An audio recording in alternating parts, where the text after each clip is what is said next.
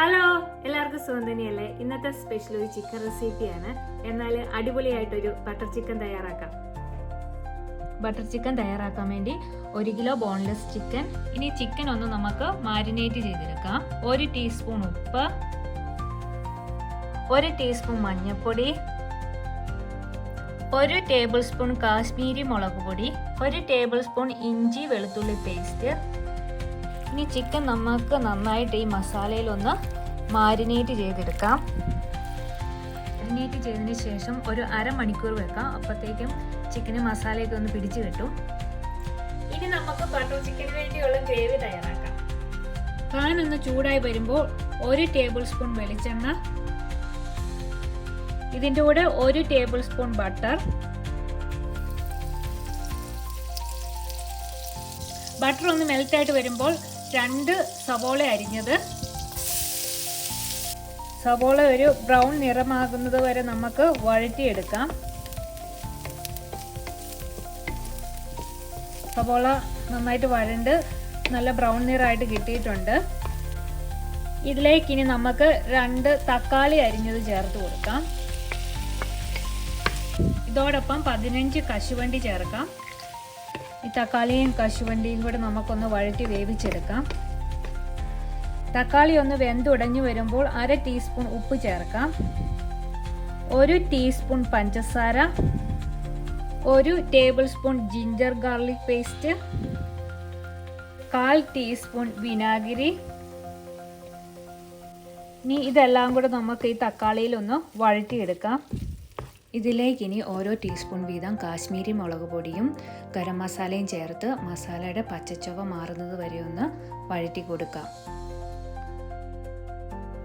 അങ്ങനെ ബട്ടർ ചിക്കൻ്റെ ഗ്രേവി തയ്യാറായിട്ടുണ്ട്. ഇനി ഇത് നമുക്ക് തണുക്കാൻ വേണ്ടി മാറ്റി വെക്കാം. മാരിനേറ്റ് ചെയ്ത ചിക്കൻ ഏകദേശം അരമണിക്കൂറായിട്ടുണ്ട്. ഇനി ഇത് നമുക്കൊന്ന് എണ്ണയിൽ ഫ്രൈ ചെയ്തെടുക്കാം.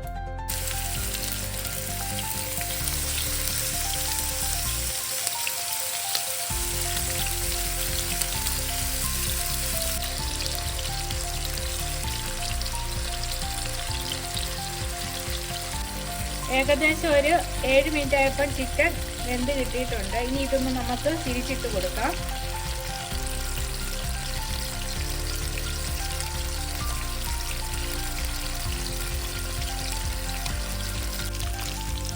അങ്ങനെ ചിക്കൻ്റെ എല്ലാ വശങ്ങളും നന്നായിട്ട് മുരിഞ്ഞ് പൊള്ളി കിട്ടിയിട്ടുണ്ട്. ഇനി ഇത് നമുക്ക് തീയെന്നെടുത്ത് മാറ്റാം.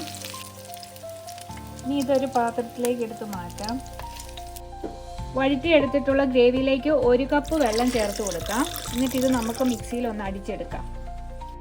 ചിക്കൻ ഫ്രൈ ചെയ്ത അതേ പാനിൽ തന്നെ നമുക്ക് ഗ്രേവി ഒഴിച്ചു കൊടുക്കാം.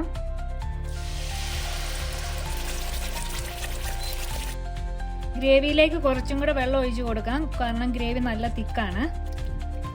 ഇതിലേക്ക് ഇനി 1 ടേബിൾ സ്പൂൺ ബട്ടർ ഇതിലേക്കൊന്ന് നന്നായിട്ടൊന്ന് മിക്സ് ചെയ്ത് കൊടുക്കാം. ഗ്രേവി ഒന്ന് തിളച്ച് വരുമ്പോൾ നമുക്ക് ചിക്കൻ ചേർത്ത് കൊടുക്കാം. നമുക്ക് ഈ ചിക്കൻ ഈ ഗ്രേവിയിൽ ഒന്ന് തിളപ്പിച്ചെടുക്കാം. ബട്ടർ ചിക്കൻ്റെ ഗ്രേവി തിളച്ച് വന്നിട്ടുണ്ട്. ഇനി ഇതിലേക്ക് നമുക്ക് ഫൈനലി കുറച്ച് പെരിഞ്ജീരകം പൊടിച്ചത് ചേർത്ത് കൊടുക്കാം. കുറച്ച് മല്ലിയിലയും കൂടെ ചേർക്കാം.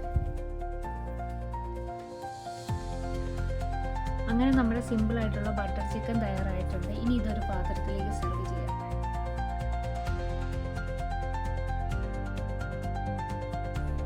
വീഡിയോ ഇഷ്ടപ്പെടുവാണെങ്കിൽ എല്ലാവരും ഒന്ന് സബ്സ്ക്രൈബ് ചെയ്യണേ.